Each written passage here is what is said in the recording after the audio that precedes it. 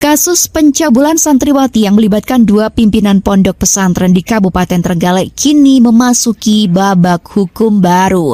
Terdakwa Kiai Mas Duki dan anaknya Muhammad Faisal Subukan Hadi resmi mengajukan banding atas putusan Pengadilan Negeri Trenggalek. Selain itu, jaksa penuntut umum juga ajukan banding atas putusan perkara ini.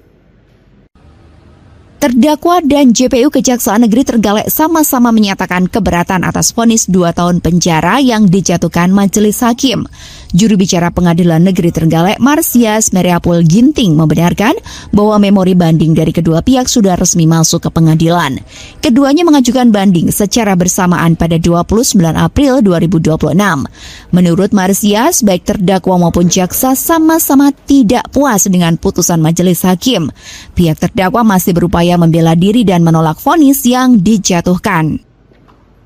Dengan adanya upaya banding dari kedua belah pihak, perkara ini dipastikan belum berkekuatan hukum tetap atau belum inkrah.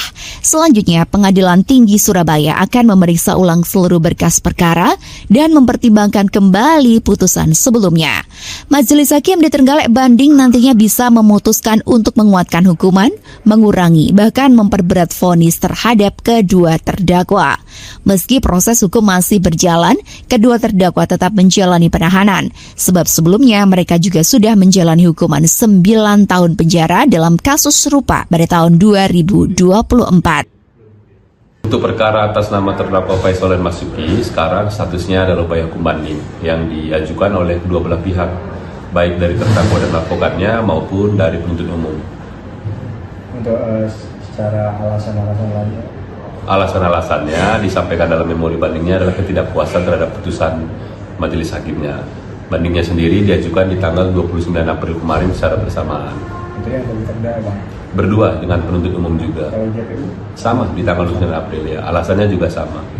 Kalau untuk maksimal hukuman sendiri tentunya mengacu terhadap Kitab Hukum Pidana yang berlaku Indonesia. Tentunya nanti majelis bandingnya pada Pengadilan Tinggi Surabaya tetap akan mengacu terhadap hal tersebut. Akan tetapi itu semua kembali kepada wewenang pada majelis hakim yang memeriksa perkara banding nantinya. Untuk itu kita tentunya tidak bisa memberikan komentar yang lebih panjang.